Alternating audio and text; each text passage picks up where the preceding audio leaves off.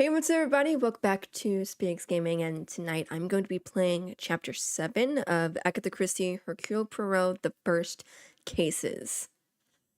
I honestly, oh no, I didn't check.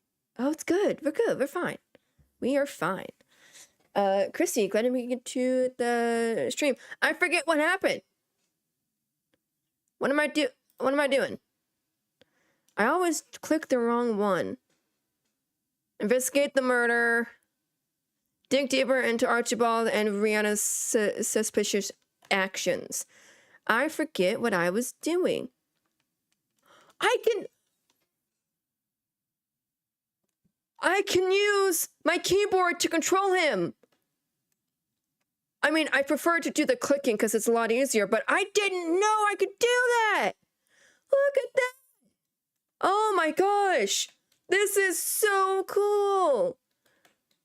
I didn't know. That's so cool. I prefer this because it's just, you know, better. But no, wait, I was going through all the rooms, right? Ernesto's room. I don't have anything. I just finished, not just, but today I finished playing Sherlock Holmes The Awakened. So I'm kind of like still back into that mindset and like controls and stuff. Oh, it looks like a little you can't hear. Did that work? Can you hear that? The sound of the...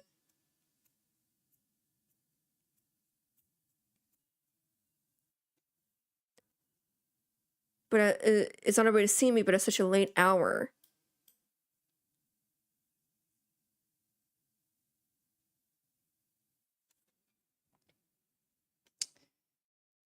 Actually, I think you can't. Hang on.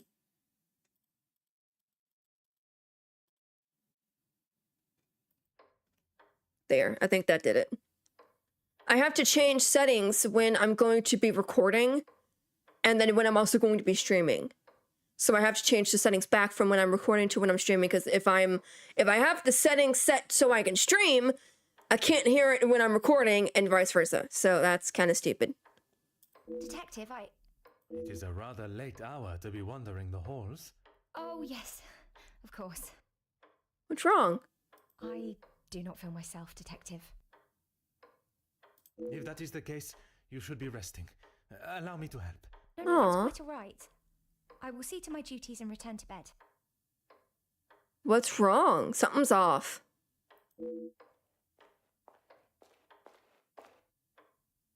Oh. Lizzie, excuse me, Elizabeth. Lady Van Den Bosch has been waiting for some time now. Oh, yes, sorry.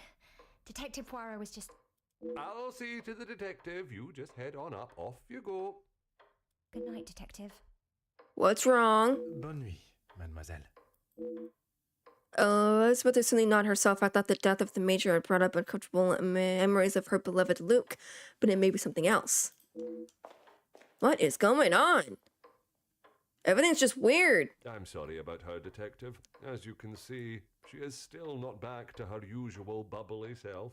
Well, yeah, the death of her husband? Were they married yet? Will certainly do that to a person. This weekend seems to have taken quite a toll on her. She'll be right as rain in a couple of days. Now, what can I help you with? You're hiding something. As if by magic you appeared when needed.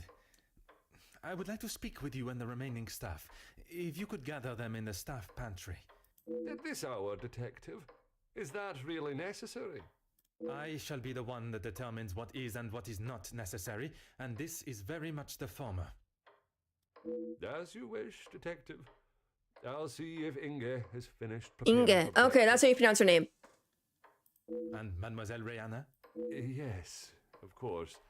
I'll fetch her from the kitchen. Elizabeth may be some time with the lady of the house. Perhaps you'd like to start with us? Very well. I shall speak with Mademoiselle Elizabeth when her duties are complete. While I am gathering the staff, Mr. Beckers is in the library. If you wish to join him, I could bring you both a nightcap. I wish to keep a clear head, but there is something I wish to discuss with Monsieur Beckers. So just don't drink. This is my opportunity to confront Beckers about his dealings, or lack thereof, with De Silva without being disturbed.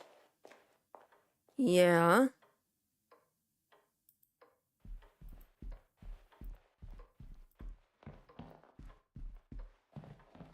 Oh wait, library. I forgot. It's this way.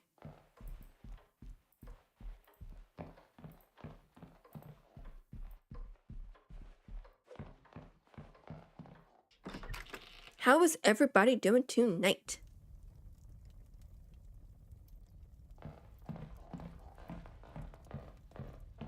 Oh, there he is. Monsieur Beckers, it is rather late. The other guests have already retired to their rooms.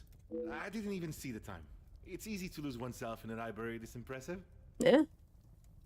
I'm doing good. That is something we can agree on, monsieur. I suppose I should be heading. A moment, monsieur. There are some matters that we must discuss. Why would he be trying to shrug us off? Wait a minute. He was trying to shrug us off, being like, "Oh, wait, I didn't know the time." Why would he say that if Archibald didn't wanted us out of the way? So he told him that he needed us in the library, but maybe he's trying to tell Elizabeth, "Hey, what are you doing?" Blah, blah, blah, blah. That is just my thought. Like it's just weird. Oh, what is it, detective? See, weird. I did not realize your relationship with Conrad was so business oriented. I'm not sure what you mean. Her proposal to make you somewhat of a star, a figurehead for the working man. What would you call that? There was certainly no talk of making me a star. That is not the type of man I am. She wanted to write a piece on my work with the union, and I was happy to oblige. Beckers has always appeared to have the worker intentions at the forefront of his decisions, but perhaps the thought of being remembered for something great was too much for him to pass up. I was wondering, did your speech go the way you expected? My speech? I'm not sure what speech. You may save your false ramblings for your next audience. I am aware you spoke with the Major yesterday. Whoever told you that has it wrong, detective. Please, monsieur. The truth.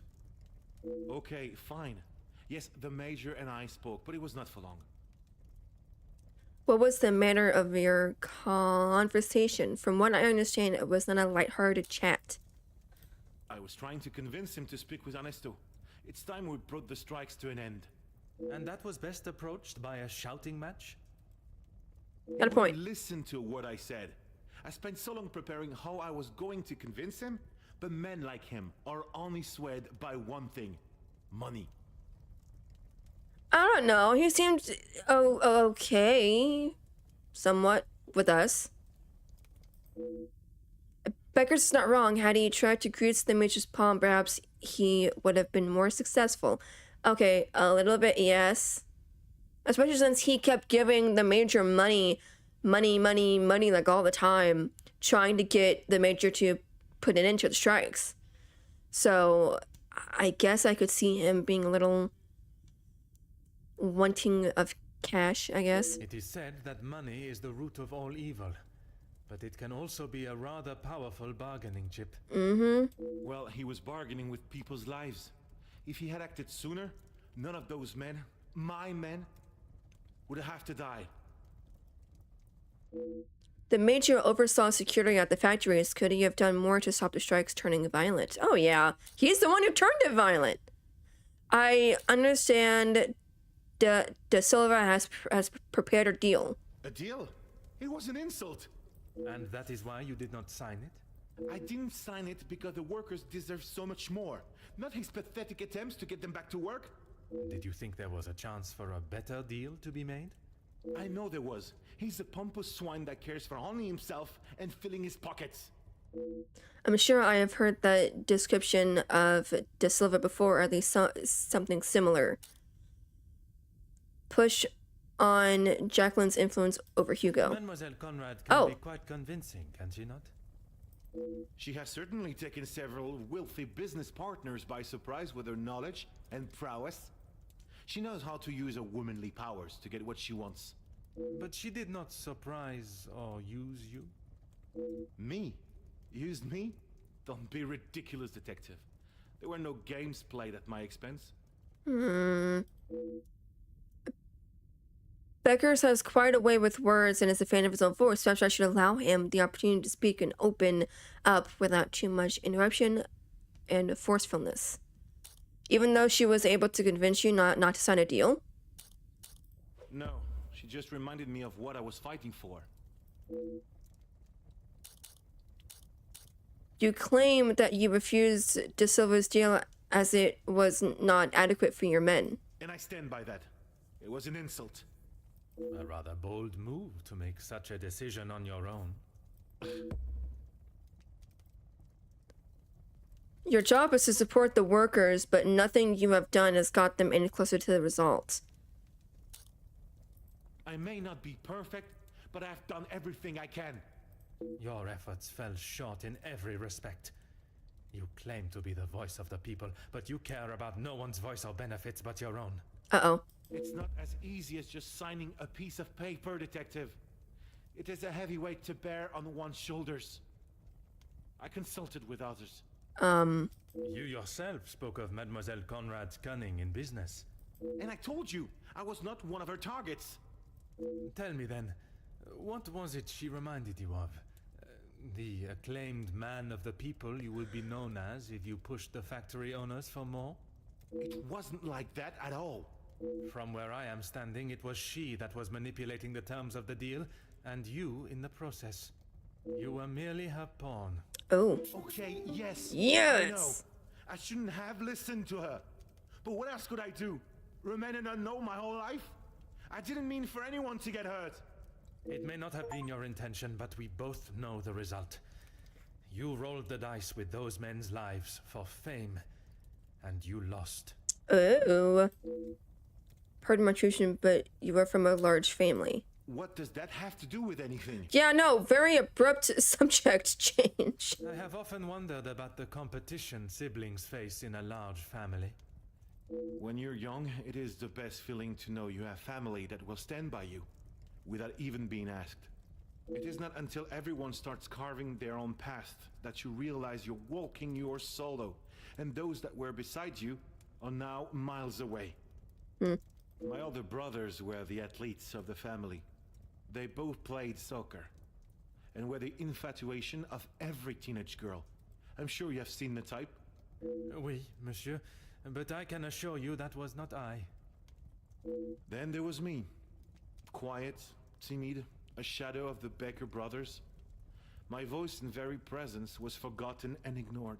Aw. Nothing I could say or do would ever reach the bar they had set. But I always knew I was destined for great things. Years passed, and now that I no longer stood in the colossal ombre of my brothers, I could become my own man. When the position of union leader was posted, it was my chance to finally be heard. You hear politicians speak of the little or the common man? Well, that was me. And I knew what we wanted and what we needed. When I spoke, others listened. I held their gaze with a sense of pride, a sense that what I was doing was for the greater good. This is just sad. It was supposed to be my crowning achievement, lead the men to victory over the money-grabbing oppressors. But instead, all I did was lead them to their deaths. Monsieur, it was not at your hands that these men died. The blame cannot lie solely on your shoulders. Yeah. Those responsible will be punished for their crimes. That you must trust. Becker's story is one of fighting to have one's voice heard, but it is a single or one of the masses. I'm afraid he may be remembered for what he did, but not in the way he so hoped.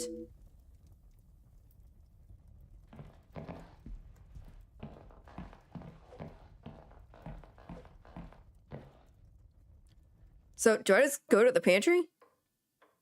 Oh. While speaking with beggars, there was not the reason for me being up at this hour. He was able to fill in some of the blanks regarding the Major, but not in getting any closer to discovering his killer. Perhaps the staff living quarters will. Staff what?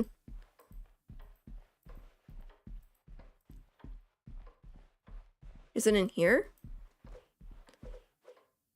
No, I think it's maybe it's downstairs.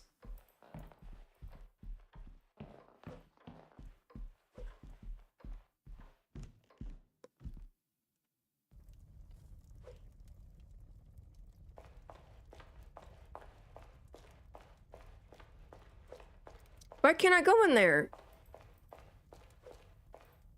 Oh, staff quarters. There we go. I thought it was that. Yay. Oh, whoa. I've never been in here, and it's very tight quarters here. Logs. A decent supply of logs. I just hope the staff also get to make use of them with this weather. I figured all of them would be used because it's really cold.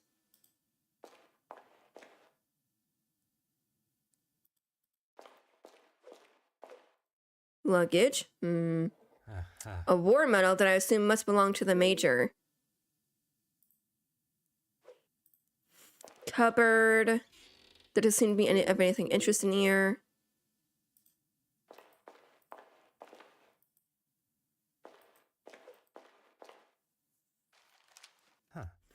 They are a few days old and do not hold a candle as to what has transpired here this weekend. Is that seriously it? I can't go...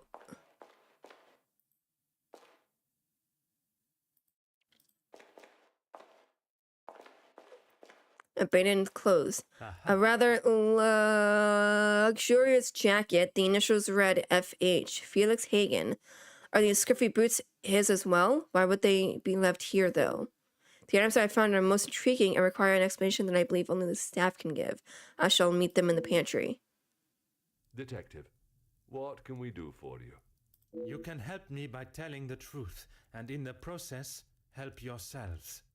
Sorry, Detective. It's a bit late in the night for riddles. It is no riddle, monsieur. If I do not receive the truth, you shall all be charged as accessories to murder. Oh. Detective, I think maybe you have been locked in this house for too long. We have already... You have told me a version, and now I require honesty. Ooh. Let's talk to him first. Monsieur Sterling, is there anything you would like to add to your story? I'm not sure what you think I have done, Detective. What do you think he would be asking you about? Let us not string out this charade any longer. The telephone call to the Major received. From his associate. I've already told you, Detective. I don't know who it was. Do not worry yourself on such details now. I suppose they were lucky to have called when they did.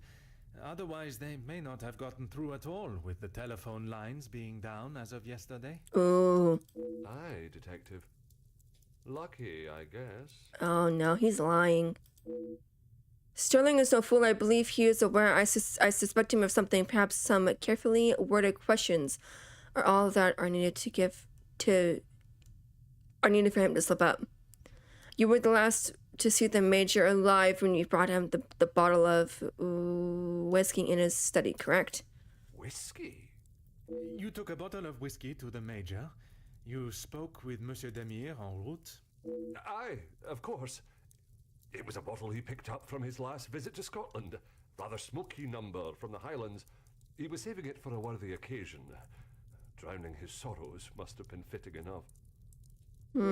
At first, he does not remember a bottle at all, and as if by magic, he recalls the exact details. Or was it the one from the West Coast? You'll have to excuse my memory, Detective. It's not what it used to be. Uh-oh. Can you explain why a medal belonging to the Major was amongst your belongings? Oh, you found it. Thank you, Detective. I've been looking everywhere for it. If I had lost a war medal, I would not stop until I found it. It's not what you think. I was... Exploiting a dead man's military achievements for your own personal gain? Oh! Nothing of the sort. He asked me to clean them up. I must have dropped it into my pocket when I was putting them back. An honest mistake. That'd be like saying, "Oh, I walked into a store and I took a candy bar and I put it in my pocket." Sorry, it just doesn't make sense. Never have I heard such a pathetic excuse to explain a stolen item in one's possession. I would expect a better lie from an infant. I cannot claim to be an expert, but I would presume a medal like that would be of quite some value. I wouldn't know. Probably. Your father was in the military for many years. That is what you told me. So he would know. He was. And your family still keep his medals? They were sold. So you know exactly. And why was that, monsieur? Is my family on trial now, Detective? No, you are. Only you, monsieur. And I repeat my question. Because we needed money. Voila. Sterling was well aware of the medal's value when it found its way into his belongings. You claim the Major asked you to clean his medals for display purposes? No. He keeps them safe. Right? With some of his old military documentation. Is that a typical job for the head butler? He trusts me to do a good job. I told him I used to clean my father's, so he asked me to do the same. And where does he keep these items? In the storage room. I know where everything is, so it's just easier if I fetch them for him as and when he needs them. I do not recall seeing any military memorabilia or keepsakes when I was in the storage room. Could there be another storage room he speaks of? Are you happy here at the Bain and Bosch house? It's certainly better than my last. What's that supposed to mean? You are paid a fitting wage for the work that is asked of you? I'm sure the lady of the house would not want me discussing it, but I should not complain. That is not the most convincing answer, monsieur. Between you and I, we all work very hard here, and it would be nice if we were rewarded for it. It seems Sterling is trying to convince me, as he has himself, that his light-fingered actions are justifiable due to the... What is that? Small, I assume? Small wage he receives for his honest work. Please don't go anywhere. If I require more information, I shall call on you again.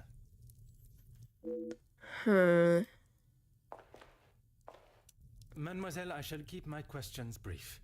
I don't know what else I can tell you. You have been honest with me so far.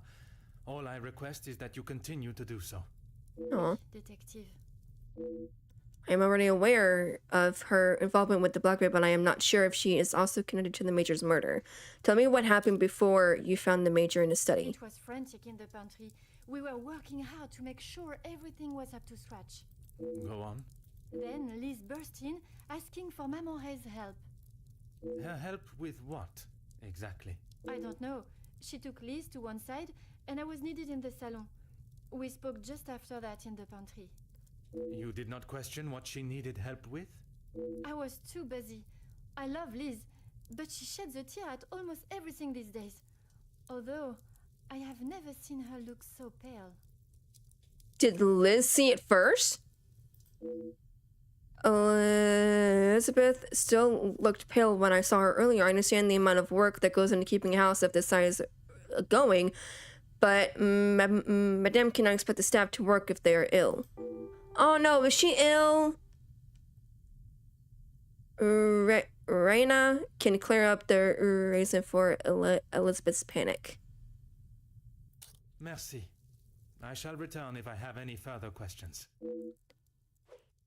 Ooh, you got some explaining to do, lady. Mademoiselle, I shall be as quick and precise with my questioning as possible. Okay. What do you need? My condolences on your brother's passing. Merci. He was a good man. Taken too early. Forgive me, mademoiselle, for not extending them earlier, but I was not aware of your relationship. I like him. He's nice. He was my only brother. And he died doing what he believed was right.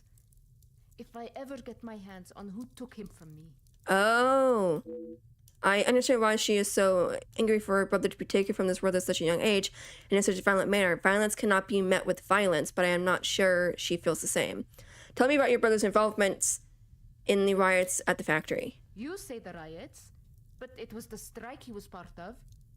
They started the riots, not the workers. Okay.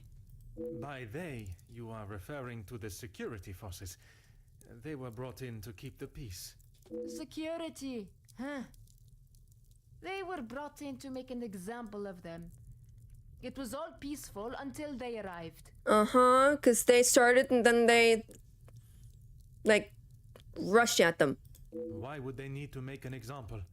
So that the workers would stop rallying. No one is going to go on strike if they think they'll get killed. Okay. Security, you talk of, were armed and ready. The workers were pigs to the slaughter. What chance did they have? True. It is obvious she is still upset about her brother's death, and rightly so. If the events were as she describes, I cannot comprehend how the security forces were able to get away with such despicable acts of violence. I know we have spoken on this, but you took the ice to the Major, correct? Yes. This was before or after Archibald took him a bottle of whiskey. Before. You are sure? It may have been after. Okay, which is it? The whiskey is kept in the cellar with all the alcohol. It is. Then you must have noticed him going into the cellar and returning with a bottle through the pantry, no? Yes, I suppose I did. It must have been before then. Nobody is making any sense here. It took only one question for her to doubt her own story. What I still cannot see is why the need for the lies. Tell me about Elizabeth yesterday. What is there to say? Being locked away in the pantry, I don't see her for most of the day. That may be. But she came looking for your help before dinner was served, did she not? She wasn't feeling well, that's all. And she came to you. I told you, we are a family here. The girls come to Mama Reh if they have a problem, and I fix it. Okay, that's not sketch. When I saw her earlier, I must admit she was not looking herself. Perhaps I should check on her. No, just leave the poor girl. She'll be fine after another bowl of my homemade soup. She just needs her rest. Is she pregnant? I'm sure Ray is a loving mother figure to the staff while away from their families, but her eagerness to keep me from seeing Elizabeth again does not sit comfortably. Merci, mademoiselle. Yeah, That is it's all for weird. now. Right? It is!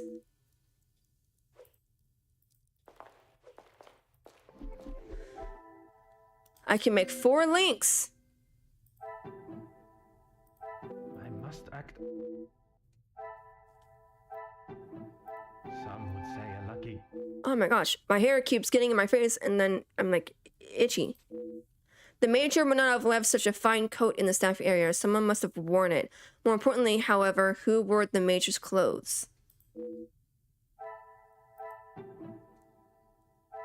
Order and method. I must take a different. Is there something? I should not be surprised. I should have known at first glance these belonged to a member of the staff, but who? Worn boots. What a revelation. A staff member dressed in the Major's clothes and took his position out in the snow for the guests to see. Why would they do this? Come, my little. This will not get me any close. I cannot see the logic.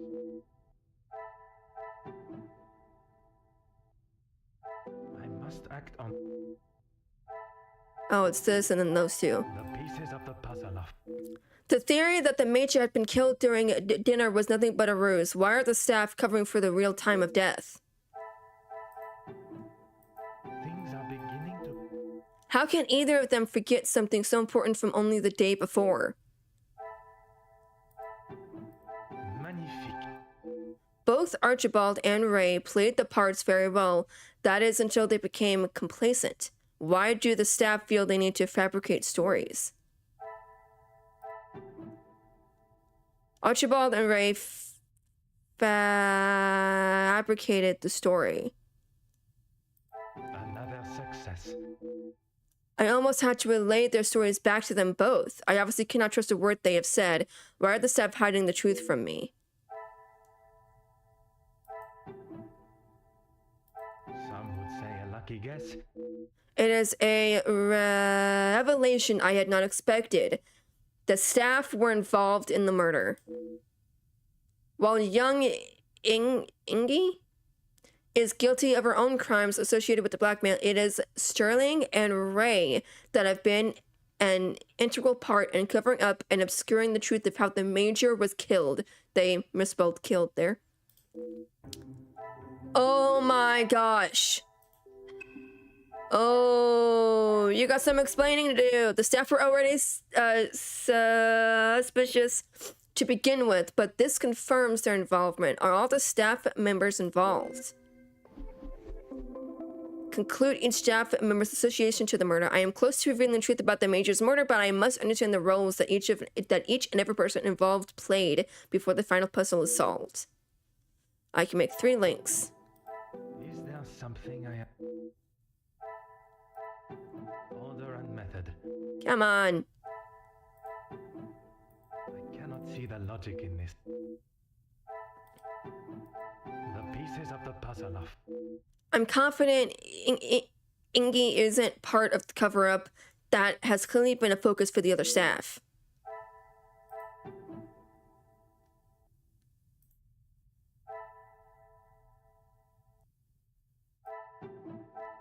I must take a different...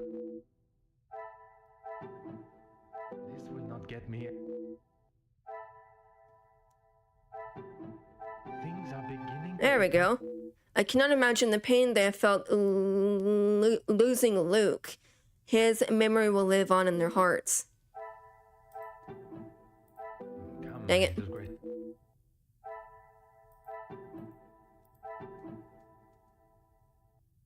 I cannot see the logic in it.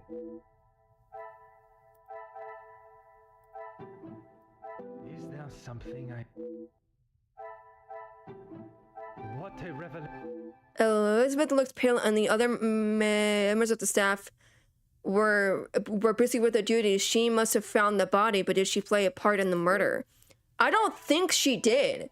I honestly don't think she did. I wonder if they threatened, like, another member of the staff threatened her and saying, we will tell that you killed the major if you squeal on us.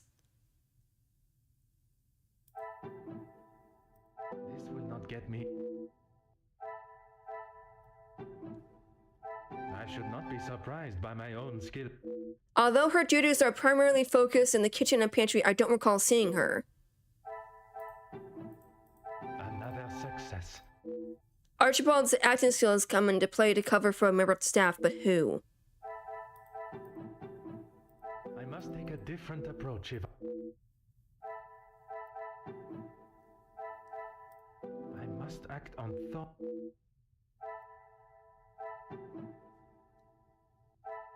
Come, my little Grace. Wow. Magnifique. Impersonating the major was Ray's role in the plan. Why was it necessary? I'm not sure of yet. Why does she feel the need to cover for Elizabeth? Order and method.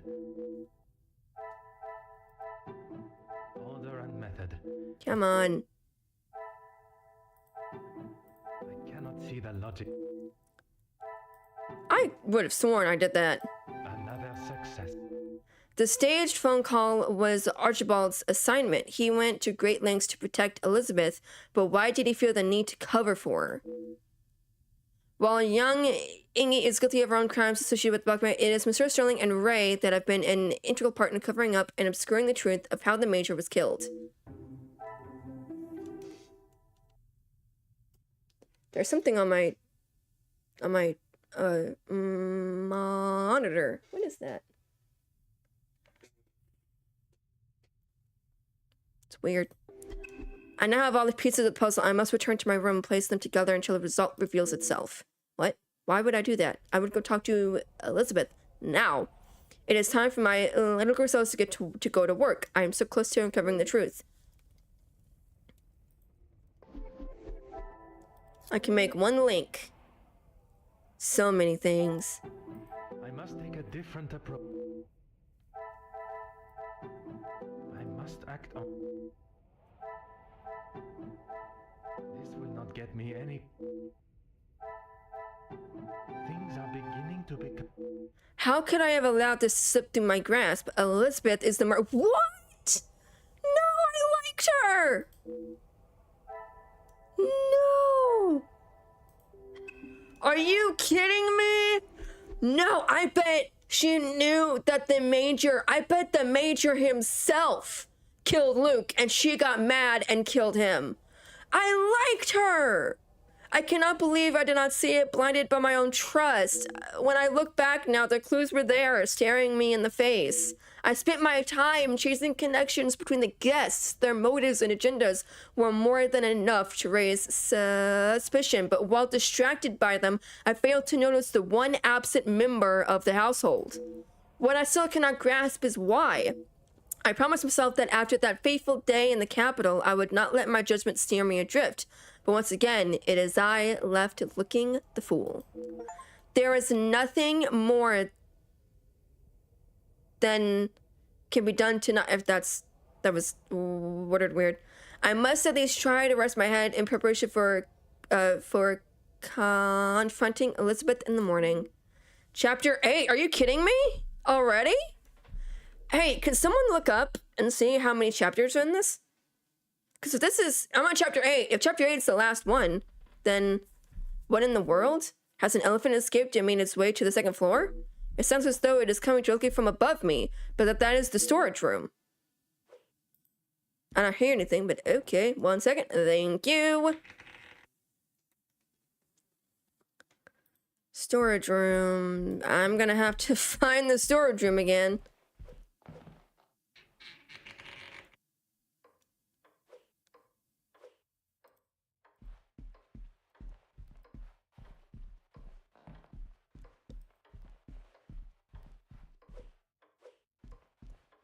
Storage room.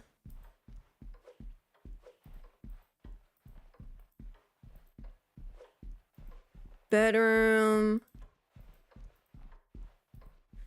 Wait, I guess I gotta go upstairs. I was thinking it was on this floor.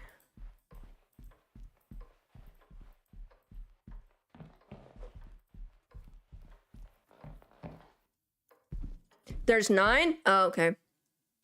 Thank you. What is that? What?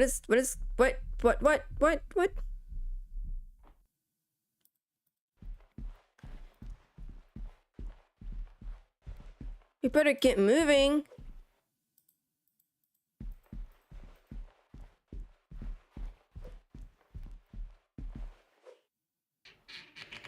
Oh, my nose.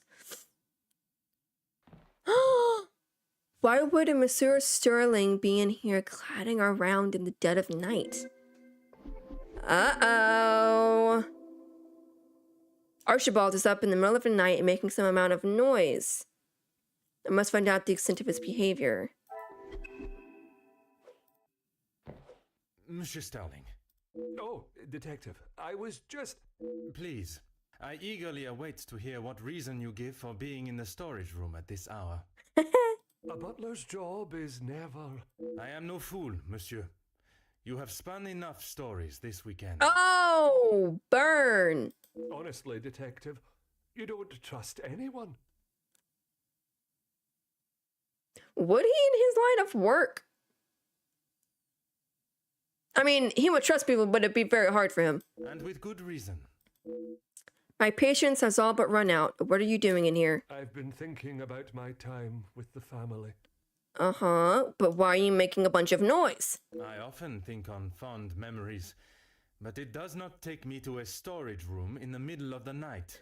And making a bunch of noise. There are many memories held within these walls. I just wanted to see them again. That doesn't make any sense. Sterling sounds as though he has plans on leaving the house. It sounded as though you were moving furniture in here. I didn't realize the noise I was making. How could you not? Obviously. Were you preoccupied looking for another of the Major's medals? Oh, Hercule, you are awesome. Of course not. I already explained. No, monsieur. You attempted to dupe me again into believing one of your stories. Please, detective. I know you know how it ended up in my possession. I was just trying to get some extra money together to send home. I can't lose this job. If Lady Van den Bosch found out... Theft of a medal would be the very least of your problems. Got a point. You have done nothing but deceive and abuse your position in the house. Deceive? I'm sorry that I lied to you about the medal. Even when confronted, Sterling still remains steadfast and refuses to acknowledge what he has done. Would you care to explain the fake telephone call? It was purely for my benefit, no? Why would I fake a telephone call? The same reason that Mademoiselle Rihanna dressed in the Major's jacket in the snow, to allow not only the guests but me to believe the Major was still alive. I didn't think that. I just thought someone was out there in the snow being stupid. I didn't kill him, detective. I know, monsieur. But I also know that you helped the one that did to cover their tracks. It wasn't like that. We were just trying to help. She had no part in it. Both you and Ray risked your freedom to help Elizabeth. You never let on. How long have you known it was her? Oh, about 5 minutes. Monsieur, I am Detective Hercule Poirot. I only show my hand when I deem it necessary. You will be taking her away then. She will stand trial for what she has done. But you don't know the full story. She is just a servant in this house. If she is arrested, that will be the end for her. If Mademoiselle was only protecting herself, as you both have claimed, she will surely be found innocent. You have still not explained what you were doing in here. The Major's military storage box. The one that stored his medals. Amongst other things, yes. And those other things are? I had to protect her. If you found it when searching the study, you would have carted her off then and there. Whatever it is you have hidden, it will not remain that way for much longer. Sterling is obviously hiding something. I should perhaps conduct my own search for it instead of relying on his cryptic messages. I need a moment.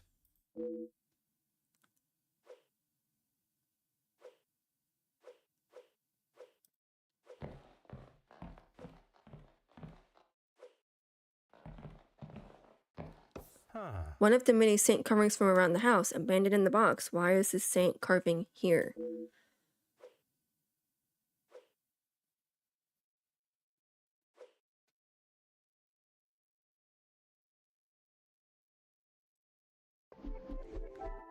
I can make a link.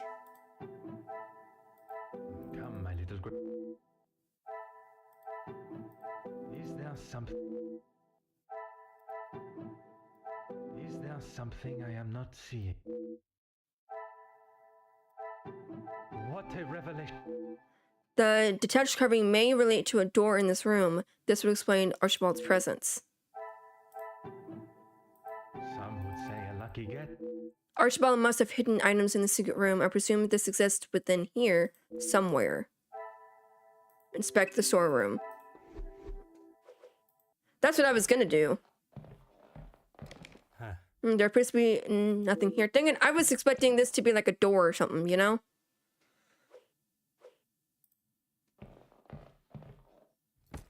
There appears to be nothing here.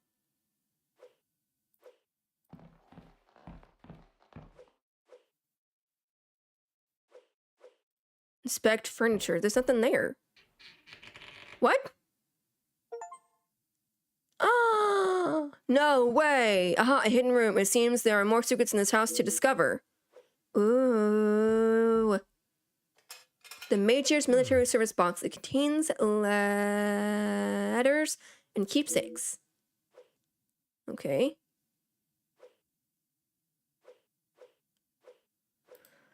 Expensive lighter. An expensive looking lighter. It looks to have unfortunately been through a war. Come, my little grace, I believe we already know something about this mystery.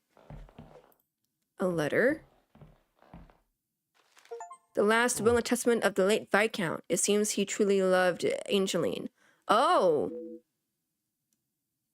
I declare that I, Edwin Vandenbosch, am of sound mind. This last will expresses my wishes without undue influence or duress. In the event of my death, I hereby appoint my wife, Cassandra Vandenbosch, as the executor of the Vandenbosch estate, and I leave the remaining wealth held in the Vandenbosch name to my only daughter, Angeline Vandenbosch. Any outstanding debts, expenses of my last illness, funeral expenses, and administration costs are to be paid from the Vandenbosch account at the National Bank of Belgium. To my daughter Angeline, you are the apple of my eye and the brightest star in the sky. Never allow your light to fade for even a moment. To my wife Cassandra, thank you for the many joyous years. We have laughed, we have loved, and we have brought the most precious of gifts into this world together. I trust that you will protect her and prepare her for a future full of opportunity and hope. Viscount Edwin Vandenbosch. Military knife. Ooh. A prestigious looking knife, likely belonging to the Major. Why would he have all of his stuff in here and Cassandra never know anything about it? Like, that's weird, right? I must take a different approach if I cannot see the lot. This will not get me any close.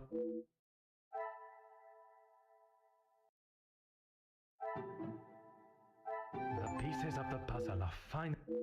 This lighter must belong to the Major. The army symbol all but confirms this. But don't I already have this in my possession? What? Magnifique.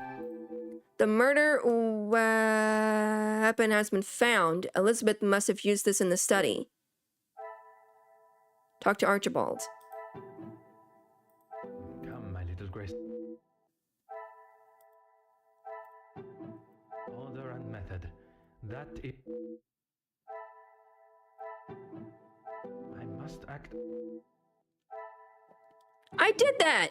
I should not be surprised, but The lighter I found in the military box is certainly the Major's, meaning the other one is not. Okay, so I gotta talk to him then. Wow, that'd be really cool to have a secret room like this. That'd be awesome. There is no use lying anymore. Well, yeah. When I inspected the garden yesterday, I found a lighter I assume belonged to the Major. He always had his regiment lighter that he received in the war on his person. How would you know that? and yet it was not his regiment emblem that was engraved on it. My father's. It must have fallen out of my pocket. You still have it, Detective. Monsieur, you have stashed evidence, manipulated a crime scene, obscured my investigation, and yet it is a lighter that you worry about most? Oh, If it is my path to end up behind bars for what I have done, so be it.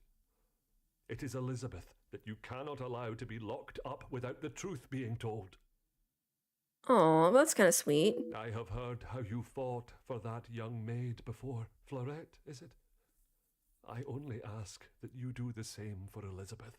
Okay, but was she acting out as, you know, hey, you killed my fiance, I'm gonna kill you? Or was it in defense? Like, they're not actually saying it. Although the cases differ greatly in severity, I can envision the similarities in how Elizabeth will be treated by those in positions of authority or social standing even before she is trialed. It is my oath as an officer of the law to uphold justice and fairness. She must be given the chance to prove her innocence before the courts as any other suspect. The absent murder weapon. wanted. Even the secret area that has been created here is not concealed enough to stop Detective Hercule Poirot. I love how he never misses the opportunity to like give himself like a boost, you know? Like it's like, oh yeah. No, it is not enough to stop Detective. No, it is not enough to stop Detective Hercule Poirot, whatever how you pronounce his I name. couldn't just leave it at the scene for you to find. Wow. The Major was killed by his own knife. The knife that protected his life during the war would eventually be the one that ended it. Yikes. It was in his holster when he attacked her. He had hold of her arm. What else was she meant to use to get him off of her? Okay, I didn't go talk to her because I'm getting exactly what was said about it from everybody else but her. I cannot imagine the Major would have given his knife up easily. She must have been in close proximity to reach it. Perhaps he did attack her as she She claims. didn't plan any of it, Detective. She was only defending herself. That is what Mademoiselle told you? She did, and I believe her. You think you knew the Major, but you had no idea. He was a monster and had more secrets than all of us combined. This isn't the first time I've heard of people saying that the Major was like a bad dude. That may be true, but that does not excuse what she has done. Put yourself in her shoes for a minute. If a man like that had attacked me the way he did Lizzie, I would have done a lot worse to him. She has told Sterling a version of the events that suggests she was attacked by the Major. I struggle to believe that she would make such a story up. But then I also did not believe she could do such a thing as commit murder. I need a moment.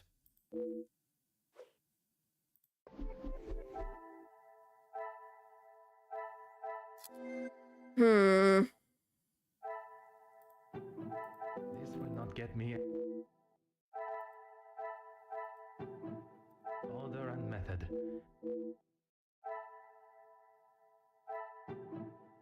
I must take a different... I should not be surprised. If the only thing I found was Archibald's lighter, he must have collected something else. What else did Archibald collect from the garden? What does that say? Archibald collected something dropped from the window. Come, my little great.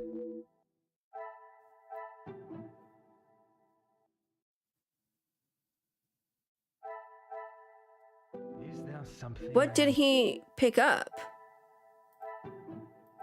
I must act. The pieces of the puzzle are fun. Archibald dropped the murder weapon from the window, collected it, then hid it in the secret room.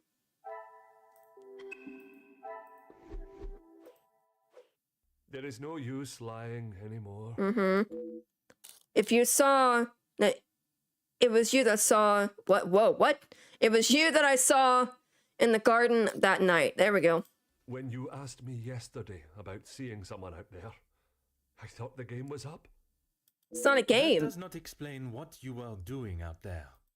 When Lizzie took me to the study, the knife was still in the Major's chest, Oh. and I knew I had to get rid of it. I dropped it out of the window, knowing no one would be going outside. It was fine for the time being, but I couldn't risk it being found when the snow melted. So you collected it under the cover of darkness and stowed it away in here where you thought no one would find it. After your questioning in the pantry, I knew you were onto something, and I couldn't leave it here. Yikes. And where did you plan on moving it to? Honestly, I don't know. Collecting the item and hiding it to save Elizabeth, he must truly want to protect her from the law.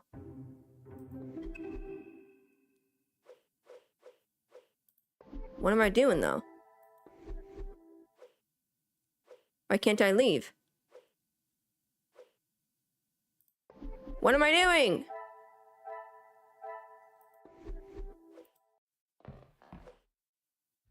I haven't concluded with my investigation within this area.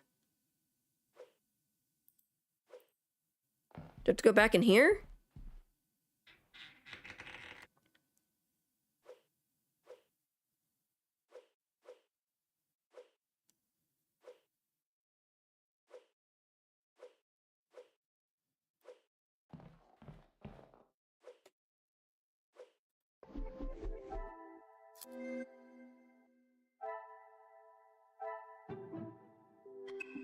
I don't know what to do.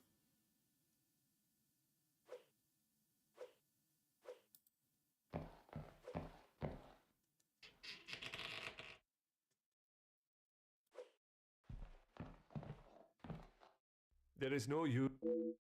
I have one last question. Why? Why what? Why I would risk everything to help Lizzie? Mm-hmm. Exactement. Because she is family. If you were in that position, you would do the same. The voice actor for him does a pretty good job. I can assure you, monsieur, that I would not. Then perhaps that says something about you, Detective. I would do anything for her. For any of my staff. Aww. Even if it means crossing the boundaries of the law. Well, yeah. Without question. Aw, that's kind of sweet in a very sad kind of way. The links that Sterling would go to protect someone he considers family is admirable. But when those links break the very laws that are in place to protect the innocent, they cannot be ignored.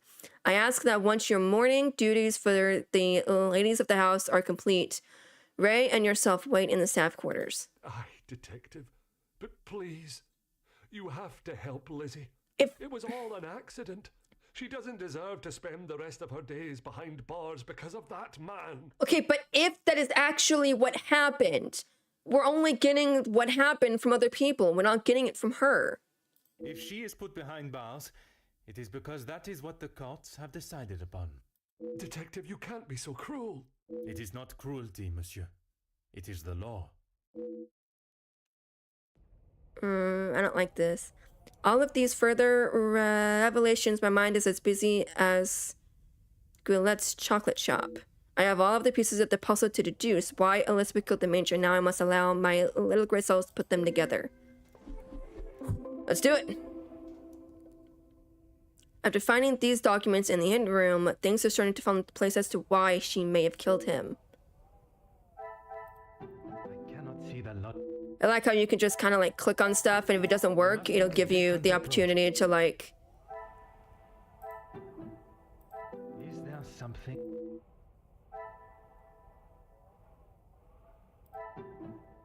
Another There. success. The Major's financial struggles must have left him in the need of a source of income. Who could the Major have turned to in his time of need? Things are beginning to be... This information would have destroyed his reputation if unveiled. A strong motive for blackmail. Order and method. That it... What a revelation. The Major needed the job to go ahead. It was the only way to guarantee money in his pocket. What could he do to ensure the job would be complete? I cannot see the logic. Magnifique. To secure his payment, the Major must have ordered the attack on the strikes. What were the consequences of the Major ordering the first attack? Some would say a lucky guess. The Major's actions unfortunately led to the death of Luke, and all for greed. Who would have been most affected by this?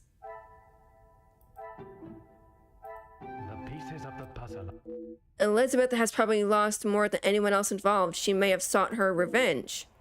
Elizabeth doesn't seem like the vengeful type, but all signs are pointing to her seeking revenge for her beloved Luke. I don't know. Like, it's like, okay, if... I'm tend to agree if it was self-defense, because who wasn't... Someone else I talked to said that the Major was, like, really bad. Like abusive. So, I'm like, okay, it doesn't strike... It doesn't strike me as odd for her to go up to him and be like, hey, you know, get mad at him because he killed Luke, and then him turn on her and then attack her. If I am to confront Elizabeth, I must be at my best, and my little gray cells at the most alert. It is time to at least try and rest. I have no time to wallow in my lack of sleep. I must confront Elizabeth and hopefully finally know the truth of what took place. What? A Detective Poirot, I'm glad you're awake. Hi. Bonjour, mademoiselle. It has certainly not been a night of peaceful sleep. There is something that we must discuss. Please, detective, I'm not sure I can take any more surprises like last night. I'm afraid this may be the most upsetting of them all. Yeah. You have found Felix's killer, haven't you? I have. And the guilty party will certainly come as a shock. I have no great pleasure in telling you this. Detective, please. It was Mademoiselle Elizabeth that was behind the Major's death. You must be mistaken. Elizabeth could not do such a thing. I assure you I am not. It is something I spent much of last night deliberating. When you spoke of the telephone lines being out of order, it made me question the conversation I thought I had heard Monsieur Sterling make with the Major before connecting the call to him. But it hasn't been working all weekend. Exactement, mademoiselle. That is when I knew I had once again been lied to. On my way to speaking with Sterling and Ray, I met Elizabeth. She was meant to be resting in the staff quarters. She has not been well. I am afraid that was yet another lie, orchestrated to keep her from incriminating herself. Why would you think that, detective? I only managed a few words with her before we were quite abruptly interrupted by Monsieur Sterling.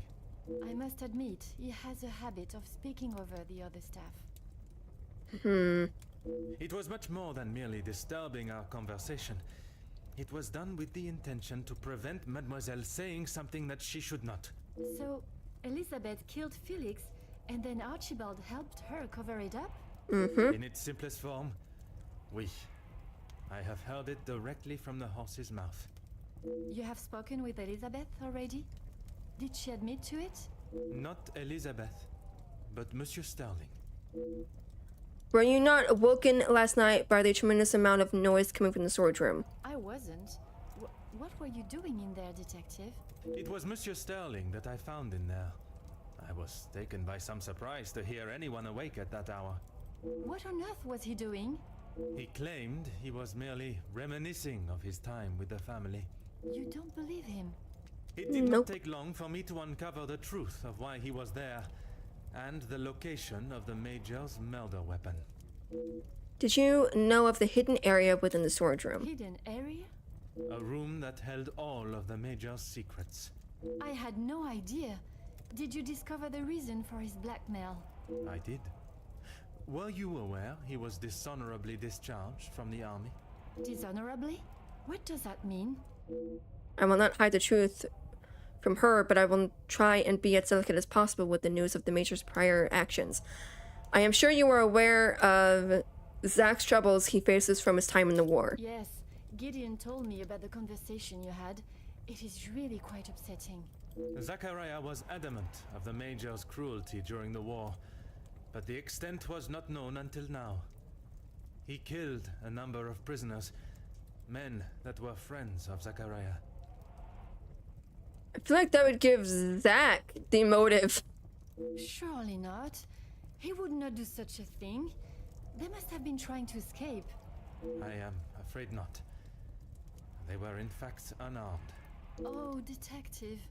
It is the reason he was discharged, denied his military pension, and I believe the reason he fled England. He had been such an important part of my life for so long, but I feel like I hardly knew him. You didn't. Sterling was adamant of Elizabeth's innocence. Innocence? You said it was she that killed him. It was her hand that held the knife, but he was quite insistent it happened in self-defense. In all of the years I have known her, she has barely even raised her voice. I cannot believe she would do something like that out of malice. The whole truth cannot be known until Mademoiselle Elizabeth has told her story.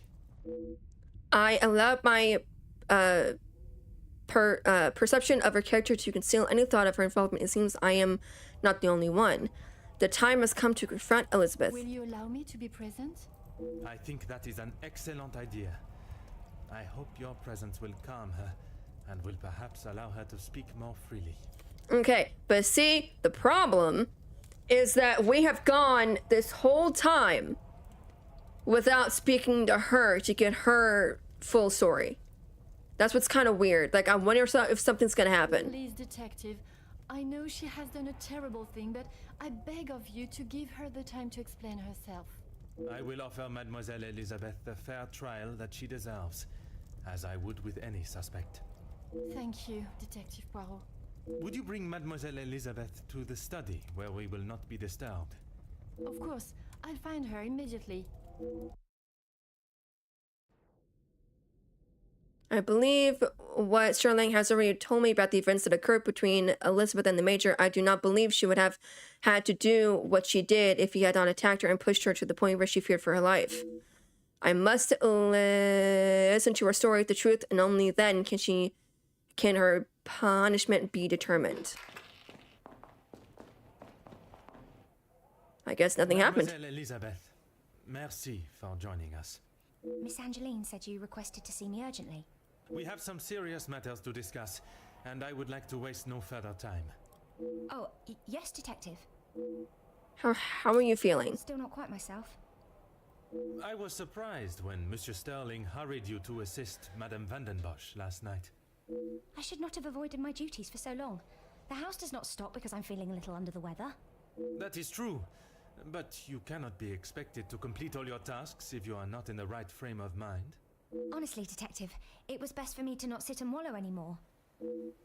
My investigation has taken me down many paths this weekend. Have you been able to uncover who the blackmailer is? The blackmailer's identity has been established, and they will pay the price for their crimes. Wonderful news, Detective. You can put it all behind you now. You must be thrilled. Uh-oh, she did it. I would not say thrilled, knowing that such a close friend has betrayed us. Uh-huh. Mademoiselle is correct. What I have learned over this weekend is that people are not always as they appear. Who? While they may give an impression of being a friend or ally, they can in fact be something completely different.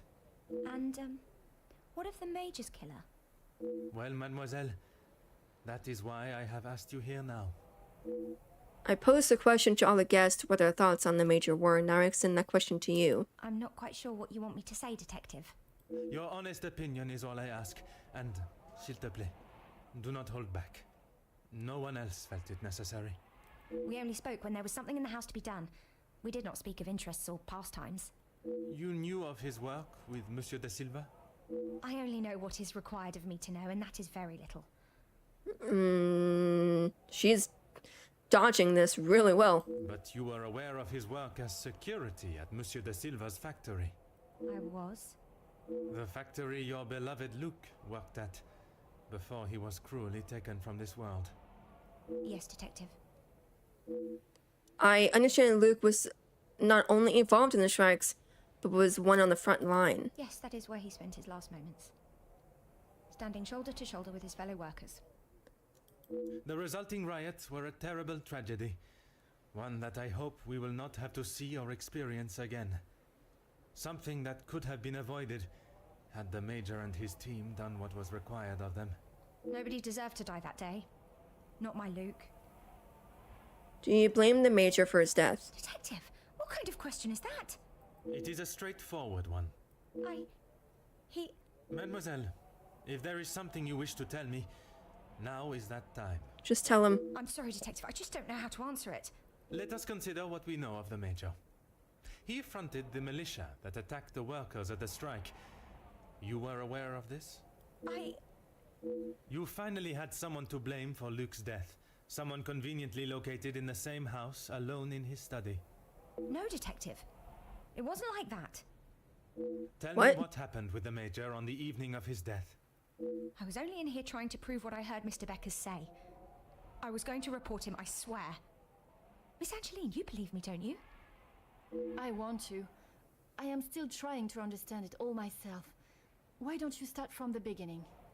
I was delivering Miss Angeline's dress to her room when I heard Mr. Beckers arguing with the Major in his study. They were ever so loud. I thought the whole house would have been listening to what they were saying. Mr. Beckers was talking about the factory strikes and how it was the Major's fault. He told him that if he didn't own up to his crimes, he would go to the newspapers. Oh, I cannot imagine the Major would have taken kindly to Monsieur Becker's threat. no. He didn't. He called him some rather uncouth names before Mr. Becker's left and went downstairs. I made sure to keep out of sight. After the altercation between the Major and Master Gideon, you went to speak with him outside, and I thought I could look around his study without anyone knowing. I had to know for sure. If it was true, he deserved to be held accountable. And did you find the proof you are looking for? I found a payment from Mr. De Silva, but there was nothing incriminating about that. I was so nervous. I felt like my heart was beating out of my chest. Okay, nothing. This is not explaining everything. And then you saw the blackmail note. I recognized the writing on the envelope. I couldn't believe it. How could he do such a thing to Angeline? To the family that had taken him in? Common sense would determine the Major was another victim of the blackmailer. If I'd have used common sense, I wouldn't have been snooping around alone in his study in the first place. Got a point. I heard the footsteps in the Oh. room before I could move. The Major was standing in front of me, demanding to know why I was going through his belongings without permission. I tried to come up with an excuse, but nothing came out, and when he saw the letter in my hand, it was like Dr. Jekyll turning into Mr. Hyde. I tried to move around him towards the door, but he hurled something towards me, and it crashed against the wall. That's why there was a hole, like a hole in the wall. That would explain the damage to the wall. Nah. I froze. I have never been so scared in all my life. I thought he was going to kill me there and then. And you thought you would beat him to it? Oh, Detective, you make it sound as though I had it all planned. He lunged forward and grabbed me by the arm. I tried to push him away, but he was too strong. His grip just got tighter and tighter. If only you had seen the look in his eyes, I dared not even scream. I saw the sheath on his belt. This is I cool. didn't know what else to do. I didn't want to hurt him, but he wouldn't let go of me. So you took your opportunity to put an end to it all. I just wanted to get him off me. I didn't want to hurt him. I reached for it and I jabbed it at him. His grip instantly loosened and I ran straight out the door and didn't look back. You did not even look to see what state you had left him in? She had just been attacked, Detective. Oui, please. Continue. I ran down to the pantry looking for Rahana. She took one look at me and knew something was wrong. I explained to her what had happened and she went to find Archie. She said he would know what to do. We went back to the study and he was still lying there, motionless.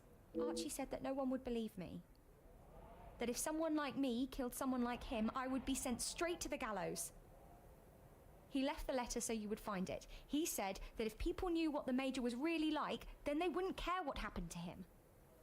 Yikes. So I am to believe that it was Monsieur Sterling and Mademoiselle Rihanna that cleaned the scene and orchestrated a plan that included a fake telephone call and dressing as the Major so that he may be seen. You had nothing to do with that. I swear I had no idea that is what they had done. Archie just told me to stay out of sight.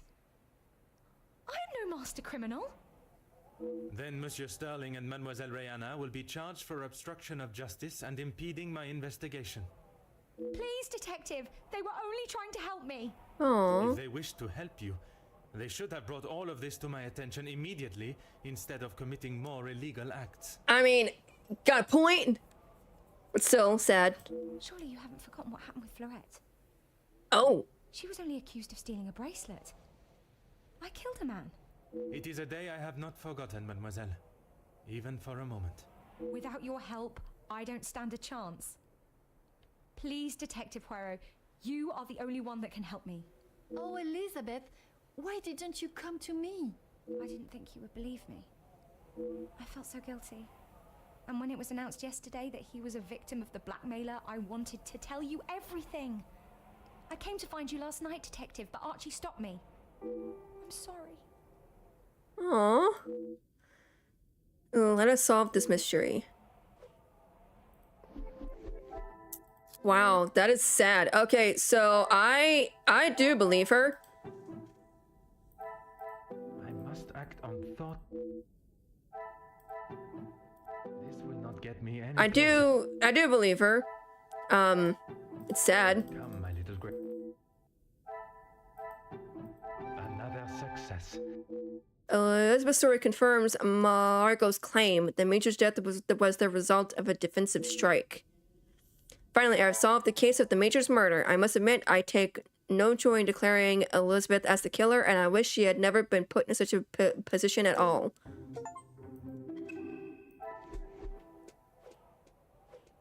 Oh, Yes, Detective. The Major's missing knife. I don't know where it is. If you have been honest with me until now, I ask that you continue. I'm sorry, I really don't know. Archie dropped it out of the study window and he said he would deal with it. I couldn't bear to touch the thing. I have the knife in my position, and I believe that from her reaction, she does not know what became of it. She is unaware of the efforts that Sterling and Ray went to mask what she had done. Sterling was not lying when he said he would do anything for her. That's sad and sweet. Please, I was only protecting myself. I didn't want to hurt him. He just wouldn't let me go. Oui, mademoiselle. I know. Aww. Mademoiselle tells quite the harrowing story. I cannot imagine the Major acting in such a way. But Elizabeth could not make up such a story. Oh yeah. After learning what I have about the Major's character this weekend, I would not question the lengths he would go to in order to keep his secret hidden. I know that you share a close bond with Mademoiselle Elizabeth, but you cannot allow your personal feelings to taint your belief of what took place. She has committed a terrible crime, but she will live with that for the rest of her life. She is not a cold-blooded killer. If what she says of the Major's attack is true, she acted in self-defense. And in the law's eyes, a crime has not been committed. I will do everything I can to make sure her story is heard and a fair trial is conducted. I believe the version of events that Elizabeth has confessed to are true. The Major having fallen into a fit of rage at the prospect of his sordid secrets coming to light. He attacked the young girl and drove her to do what she had to protect herself. She put herself in a dangerous position, but there is a small part of me that commends the duty she felt to find justice for her beloved and the other workers that lost their lives at the Major's order. If the telephone line is now working, I must call in my findings with remaining snow in May, so it'll be some time before they arrive. It is time I addressed the house. Are you sure? What will you say? What if they do not listen? I can assure you, they will. Elizabeth was right, though. She's just a servant. What if they... Mademoiselle, when Detective Poirot speaks, they will listen. Would you ask the guests to convene in the library? Of course. And what of the staff? I have told Monsieur Sterling to remain in the staff quarters with the others. When the authorities arrive, they shall be dealt with. You have been of great help to me throughout my investigation, and now that it is over, I have one final request. You only need to ask. While I am speaking with the guests in the library, would you watch over Mademoiselle Elizabeth in my room? You don't think she will try and escape, do you? In her position, I do not know what she might try. But I trust with you there, any potential ideas of such a thing will be squashed.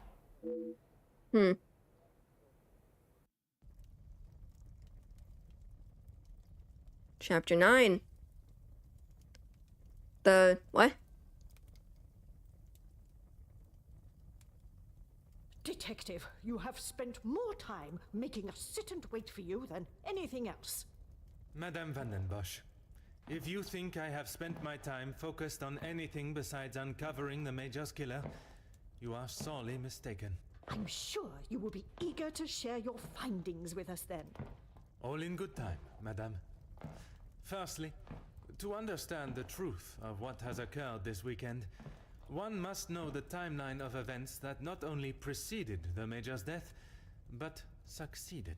We are all well aware of what happened before, Detective. You can save your breath. You are only aware of what the guilty parties wanted you to believe. But now I shall apprise you to the true events. We just heard all of this, though. The reason for us all being here, you know. The altercation between Monsieur Demire and the Major, you know. The body of Monsieur Hagen was found while we were all sat enjoying a most delicious meal. That you also know. But what was kept from us all was that his body lay on the study floor for far longer than was thought. It was that servant. She found him. S'il te plaît, monsieur.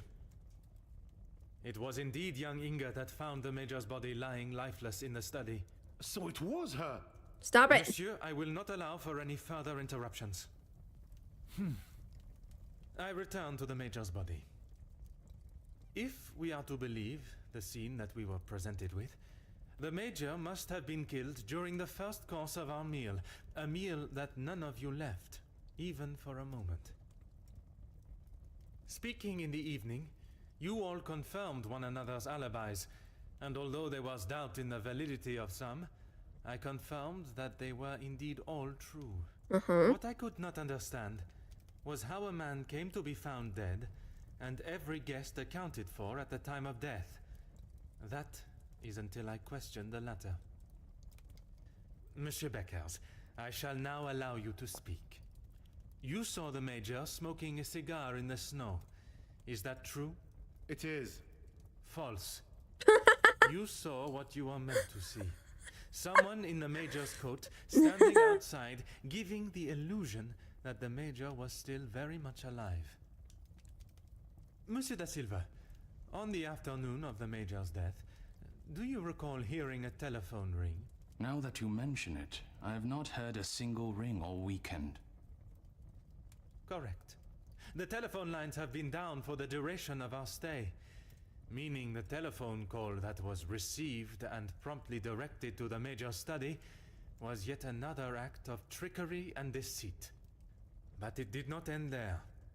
When I entered the study for the first time, it was obvious someone had already been there and falsified the scene to stage a burglary and clear away important evidence, including the murder weapon. Is this gonna What like followed was an investigation tell us that had everything? already been hindered. But even those lengths were not enough to derail me for long. I think we have all had enough of your self-praise, Detective. Perhaps you would like to tell us who killed him now? Madame, as I'm sure you would expect, it is not as simple as that. What many of you do not know is the discussion that was had between the Major and Monsieur Beckers earlier that day.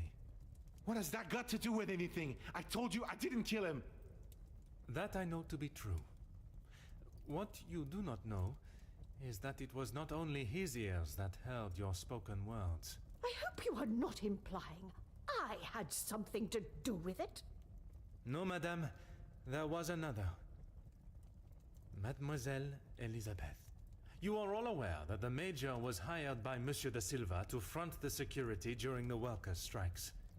What very few of you know is that it was the Major's order that instigated the vicious attacks on those unarmed men and resulted in numerous deaths.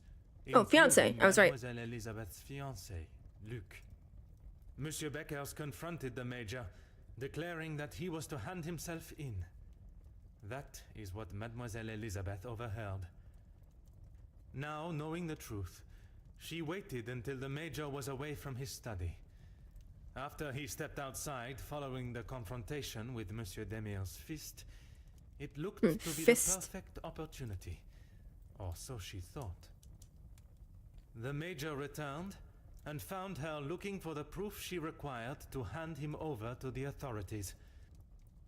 If the maid bumped him off, why hasn't she been arrested? The events that followed in the study are not those of a cold-blooded murder, but one of a young girl that had no other option but to protect her own life. Sounds to me, Detective, like you have taken a shine to this young girl and would rather protest her innocence than arrest her for murder, the crime she has committed. Jeez, this is gonna make for a juicy story. I don't like her. I ask you this. You have seen the Major's anger before, oui? What if I have? How do you think he would have reacted if someone was to find proof that he had committed a terrible act, and that if made public, would surely result in his incarceration? There you go. Exactement. There you go. It is quite the story you have told, Detective, but all I have heard is that Elizabeth overheard a conversation blaming the Major for her fiancé's death, and she murdered him in revenge. Did I say A revenge? servant, killing a man that is as revered as he was. She will face the noose. No, she won't. I am not denying that a man has lost his life, but it is not the crime of murder that you all believe. While the Major did not deserve to die in such a way, it was his actions towards Mademoiselle Elisabeth that drove her to defend herself in any way she could. Mademoiselle Elisabeth will be punished. But we will let the law decide the severity of her punishment. She has played you like a fiddle, Detective, acting the innocent victim. Man, I don't like her. She will be arrested and hanged for her crime, like every other cold-blooded killer. Here. Oh no! Give her what she deserves. What? No! The girl has got to pay for what she's done. Oh no. I could not have been clearer with what occurred in the major study. They've all forgotten their own perceptions of the major, the terrible crimes he has committed, and what he has done to them all in one way or another. I cannot allow for Elizabeth's sentence to be negatively influenced by those in the house. I must help them to see how their past actions have led to these unfortunate circumstances and losses of life. Perhaps I should remind them all of their participation in not only the workers' strike, but the results of the riots. Those of you that are calling for the hanging of Mademoiselle Elizabeth, have you forgotten the roles you played? Your actions have been far from innocent. Look, Detective, I see where you are going with this, but it's not going to work. So maybe the strikes were down to De Silva and Becker's. But don't try and drag me into their mistakes. Mademoiselle Conrad, if you are so confident of your innocence, perhaps we should begin with you. Convincing her to admit to her involvement will not be an easy feat. She is strong-minded and has deflected questions in the past. Perhaps a more aggressive approach is in order. You don't need to imply it's only. Sorry, I thought he would say it. They'll say the same. Even if in the process people are hurt? You knew the situation surrounding the strikes and only sought to swell the anger in people and create further chaos. Hehe. Mademoiselle, you so often have something to say, and now is not the time for silence. You really are delusional. Maybe you should just keep your theories and claims to yourself. Yikes. Shaming. I do not know of any field that would sacrifice the lives of others for gain.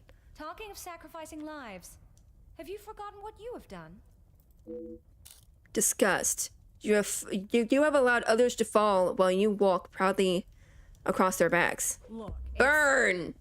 Mademoiselle, I do not have time for your excuses. Do you wish to state your direct involvement, or should I? It's not. Okay, fine. Yes, the story was going nowhere. There was a deal on the table, and it was going to be done and dusted. Everything you said is true. I wanted the story. The scoop that would have blown the others out of the water. Sorry, I think you thought she have was this done. side in you. I can see now why Angeline asked for you personally. You're not like other cops. It's clear it's the law and doing the right thing through and through with you. If you say it was self-defense, I believe you. There we go. We can't just forget what that girl has done. It's not Jackie's fault, or any of ours, that she decided to do what she did.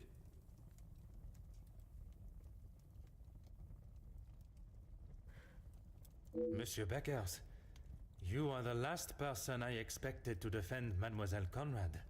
Yeah? We talked only last night, and correct me if I am wrong, but you have already declared the role you played. To me, at least. Yes, we talked. It's just not fair of you to attack Jackie like that, putting words in her mouth until she succumbs to your plan. I know enough of Beckers to know that pushing him will not yield the results I need. Playing the role of an ally may be the best way to approach him.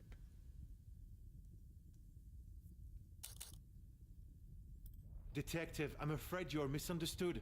Sorry, I forgot again. It was not my intention for things to escalate as they did. I could not have predicted that would happen. Jackie was documenting everything to do with the strikes. She wanted our story to be heard and wanted to know how I was handling the negotiations. And they were handled by yourself? Naturally. If I cannot handle simple negotiations, I am not fit to be in the position I am in.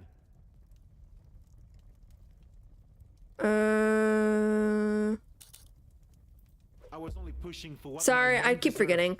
what they needed. Hindsight is a wonderful thing, Detective. Surely you must know that. Nothing is ever simple, Detective. I'm sure you understand that better than anyone.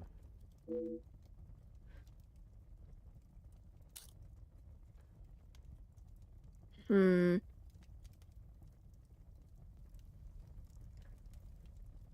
You're right, Detective. I have tried so hard to deny my part, but I know only too well that my decisions led to the death of those men. I know I cannot excuse what I've done. I just want you all to know that I am not a hateful or malicious man. I only wanted to prove that I was the right man.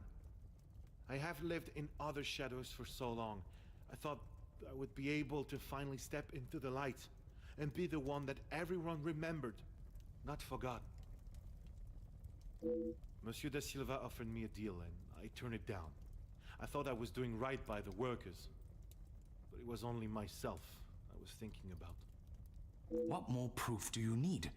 He said it himself. I made a generous offer to reach a resolution, and he turned his nose up at it. It was not that simple, though. An offer was made, but Monsieur Beckers and the workers would never have been forced into that position had their working conditions been satisfactory to begin with. This is outrageous! Do you plan on blaming everyone for doing their jobs? I suppose it makes you feel better about yourself, doesn't it? Yikes.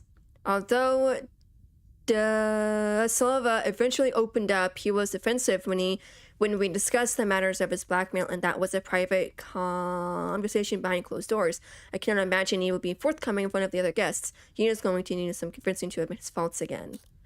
If you were simply doing your job and treating your men fairly, there would not be a strike to talk about. It may be a big deal to you, but I am used to workers not being happy with something. And most of the time, that unhappiness is directed at me.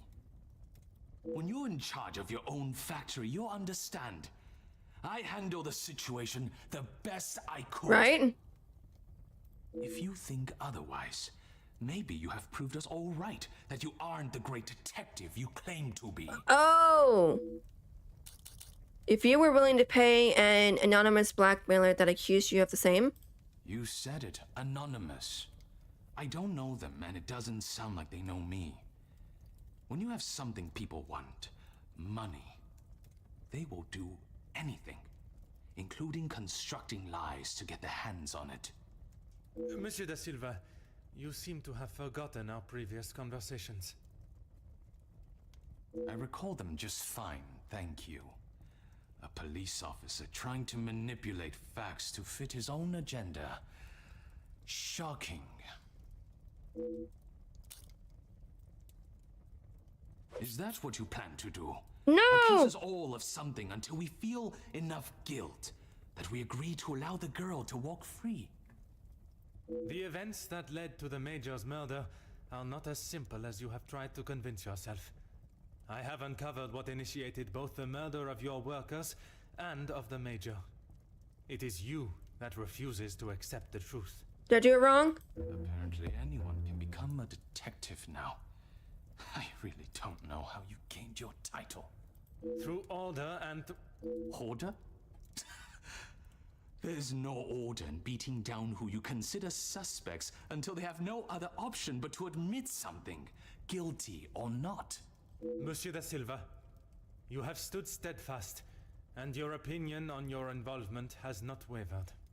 Detective, you would do well not to anger my friends. It was not my intention. I only want those responsible to be held accountable for their actions. The Major's death does not fall on one person alone. Does your position on Mademoiselle Elizabeth's guilt remain the same? Even after all your attempts, Detective, Felix was still murdered. Self-defense or not, she chose to hide what she had done because she knew what she had done was wrong. And she will be punished for it.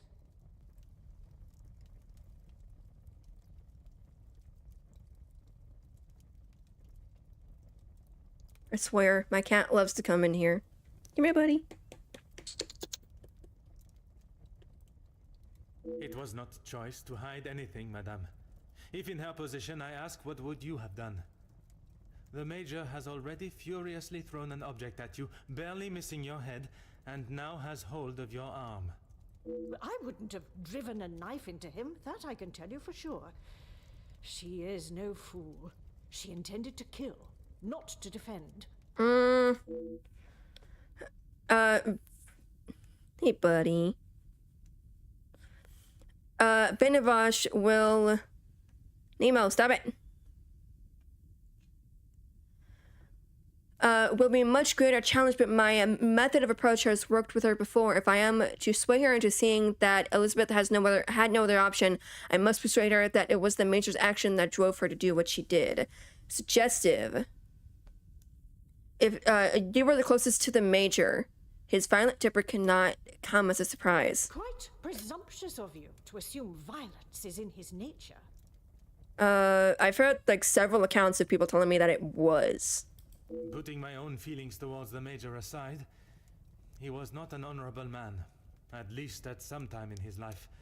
Dang It it. must have been for you to allow him in your house for so many years. My phone keeps falling. So, even you confirm he had a history of aggression. He played the role of a caring friend very well, but that is all it was, a performance. You have no idea. He was there for us when we needed him. You were there for him when he needed free room and board. Oh. That is not the case, and you know it. His actions are unforgivable and should not be defended by anyone. You judge him so harshly, but I return the question. What would you have done in his position? He had made mistakes. I will not deny that. In those moments when a decision had to be made, it fell to him, and he did what he saw fit. Straightforward, sympathetic, or doubtful? And what of the mistreatment that you received from the Major? You cannot justify that. Oh. S'il te plaît, madame. I ask that you consider everything you know of the Major carefully. He was not always like that. Yes. The man that I called a friend would never have done what he has.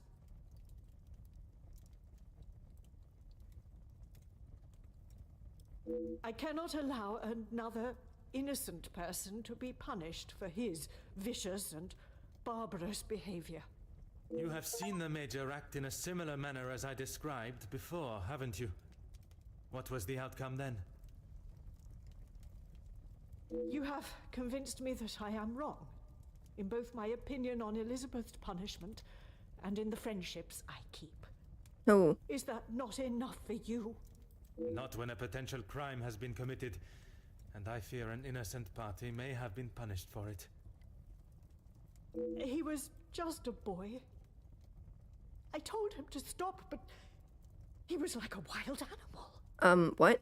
The confrontation with Mademoiselle Elizabeth was not the first time he has come close to killing another. Oh. It was following the officer's ball. A young man, no older than 16, stopped us on the street, begging for some change. Felix pushed him away, but he was persistent. He only wanted a few coins. Like a flash, Felix snapped and wouldn't let go of him. He would not stop punching him. I have never seen anything so brutal. Why would you stay with him? But he was never charged for the attack. Felix called the captain at the station and said that the boy had tried to rob him, and he was merely defending himself. The boy was thrown behind bars without a second thought. It was a full week before the bruises on Felix's knuckles finally faded. And even after witnessing such a brutal assault, you still support him. Yeah, You still why? believe that he had not attacked Elizabeth. Sorry, I hit my mic. The days following, he showed no signs of remorse, no apology to him or to me. I blamed it on the amount he had had to drink. But when you began talking about him finding Elizabeth in his study, I somehow knew it had happened again. Had you been open about the Major's temper, this could all have been avoided. When you tell the courts the truth, Mademoiselle Elizabeth's self-defense plea cannot be ignored. Just when I thought I could not see a more spineless move. Oh, just wait, lady. You're next. Excuse me? You allowed a bully and thug to remain in your house and endanger your family. I got a point. I'm sorry, Margot, but I am struggling to understand why you have involved yourself in this affair. I'm surprised you can hear me way up there on that high horse of yours. Oh! How dare you speak to me in that way? Who I decide to keep in my house is my decision and no one else's. I can see that. Murderers, thieves, and extortionists are all acceptable, it seems. Oh, lady, you have no room to talk. Just wait. Countess, I have talked at length of the Major's death, but not the reason for my invitation in the first place. When I last gathered you all together, I spoke of a blackmail ring that was rife in the area, and then of the letter that the Major had received.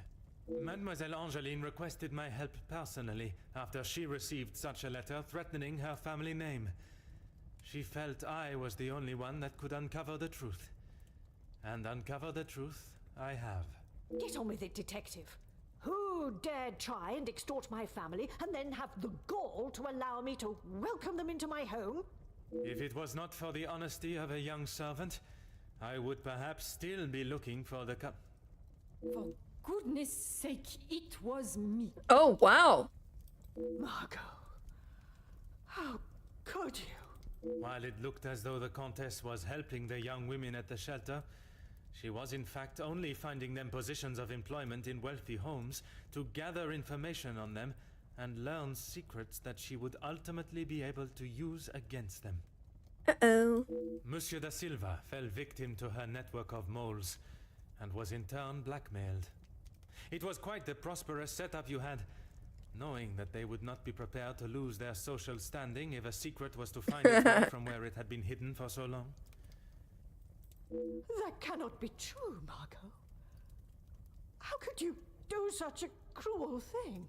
That is rich, coming from you. Uh-oh. You are one of my oldest friends. Ladies, calm down. And mighty Madame Van den Bosch. You think you can do what you wish when you wish it and there will be no repercussions. You are as bad as all of them. Ladies. If I do not get a straight answer out of you, I will march you to the police station myself. I'm surprised it took the Major this long to start living with you. He must have been on the edge for some time. How dare you speak to me like that? In my own home. A home you share with the father of your daughter for so many years, and she still remains none the wiser. Uh-oh.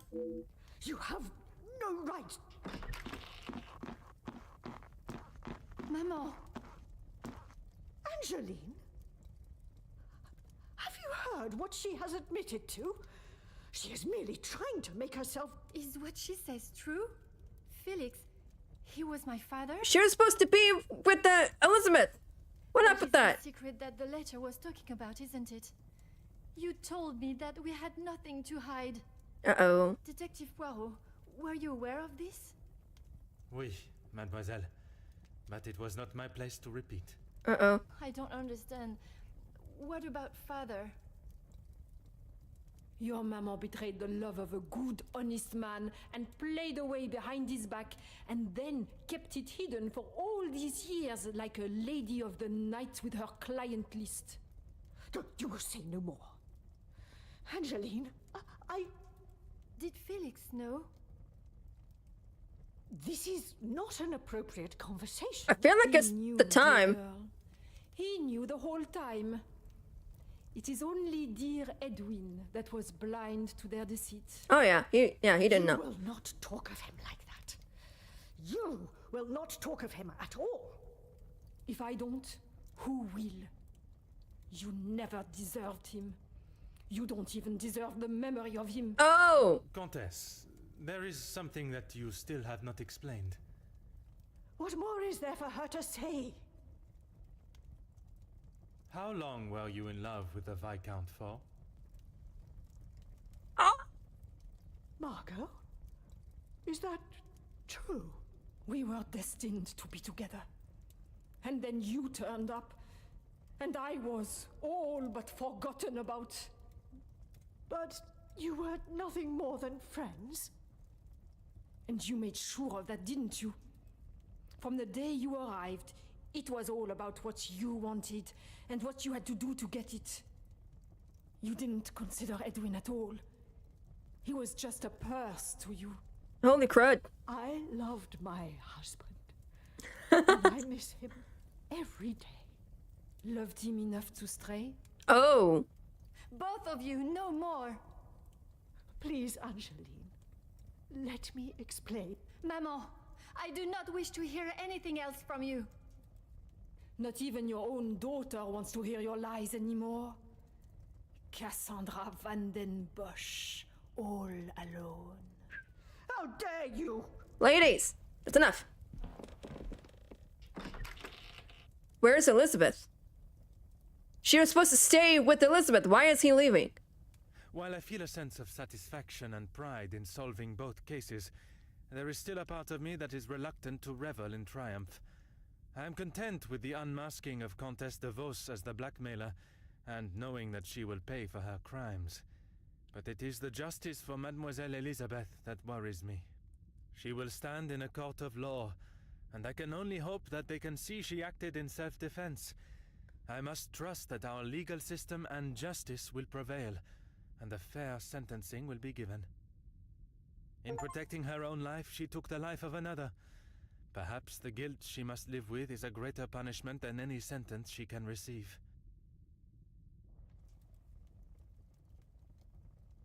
Will it tell me what happened? Comtesse de Vos was taken from Nemozinet House in cuffs and placed under arrest. Although she initially tried to plead her innocence, Inga, along with a number of other girls that the Comtesse had found employment for, came forward and made full statements. Yay. She was charged with 5 counts of blackmail and extortion and sent to a house of corrections, where she will have a new life to become accustomed to. Monsieur Sterling and Mademoiselle Rihanna were also reprimanded for their participation. While they may not be facing time in prison, tampering with a crime scene and obstruction of a police investigation are certainly not something that houses and new employers will look positively on. Ugh.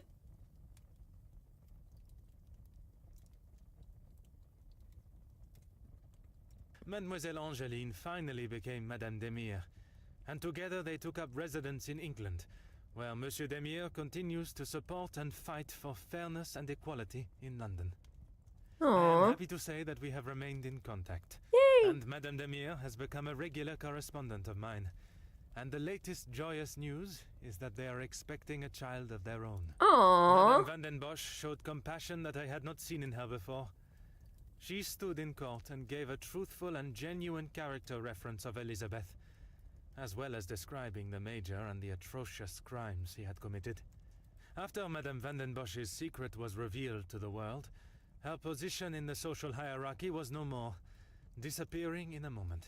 While she still resides in Belgium, I believe she has had to adapt to a far more modest way of life.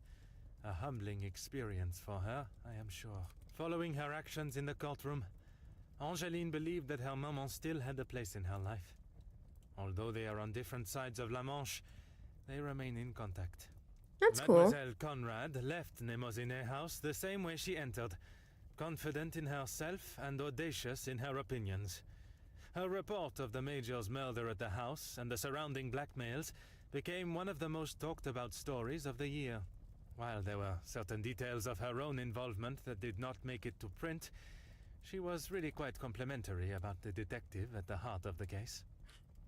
Monsieur de Silva tried to continue in his position as factory owner and business entrepreneur, but after his accounts and business dealings were investigated following the details of his blackmail being made public in Mademoiselle Conrad's article, his illustrious business empire began to crumble and is now facing an international corporate investigation. I never liked him. He was Mr. mean. Beckers stepped down from his position as union leader, accepting that he was no longer fit to represent the workforce that, in his words, he had let down on a scale of unmeasurable proportion. Although he is no longer the voice of the workers, he continues to support them from behind the scenes. Okay, tell me what happened. Come Mr. on! Zachariah and his brother made amends, and returning Yay. to his family home, and after sobering up, he was able to find the help that he required. I understand that he is now helping fellow soldiers with similar conditions. Aw. And Mademoiselle Elizabeth, she stood before a court, and while the proceedings were deemed controversial, the charges against her were dropped, and the reasoning of self-defense was accepted by the presiding judge. Yes! Madame Vandenbosch's testimony, along with Mademoiselle Angeline's declaration of her good character, was enough to show that it was not in Elizabeth's nature to act in such a violent way. The abundance of evidence against the Major, and his violent and cruel nature, including his appalling acts during the strikes and the war, was more than enough to prove that Mademoiselle Elizabeth had no other option in that situation but to defend herself in any way that she could. Woohoo! With the new arrival of Madame and Monsieur Demire's child next year, they have agreed to give Elizabeth the opportunity to return home to England and take up a position in their home as nanny. Oh, yay! Oh. The death of Elizabeth's beloved Luc has been at the center of everything. Had those in positions to help not acted with only themselves in mind, perhaps he would still be alive today, and the Major would have paid the price for his own crimes in the eyes of the law, not at the blade of a knife. The blood of Major Felix Egan will remain on Elizabeth's hands. A stain that wherever she is and whatever she may do, she will never be able to wash clean. However, it will remain as a reminder to not only her, but all of us, of what we as human beings are capable of to protect ourselves. We all have something that may be considered shameful or sinful, and it is how we deal with it that shows our true character. Those involved in the riots, the workers' deaths, and the Major's killing believed themselves to be untouchable. Whether it was from their social standing or their confidence in themselves, they learned that everyone is accountable for their actions. There is no exemption because of the suit you wear or the money in your bank account. There is no price to a man's life. It cannot be bought or traded or discarded. No man is better than another, including Detective Hercule Poirot. I love how he loves to talk about himself in third person. Oh my gosh, we did it! Woohoo! Agatha Christie, Hercule Poirot, the first cases is done. Okay, obviously. Oh, nope, sorry. There we go. Guys, that was so fun. I was not expecting to finish the game tonight, but it was very fun. It was so good. I'm really glad that Elizabeth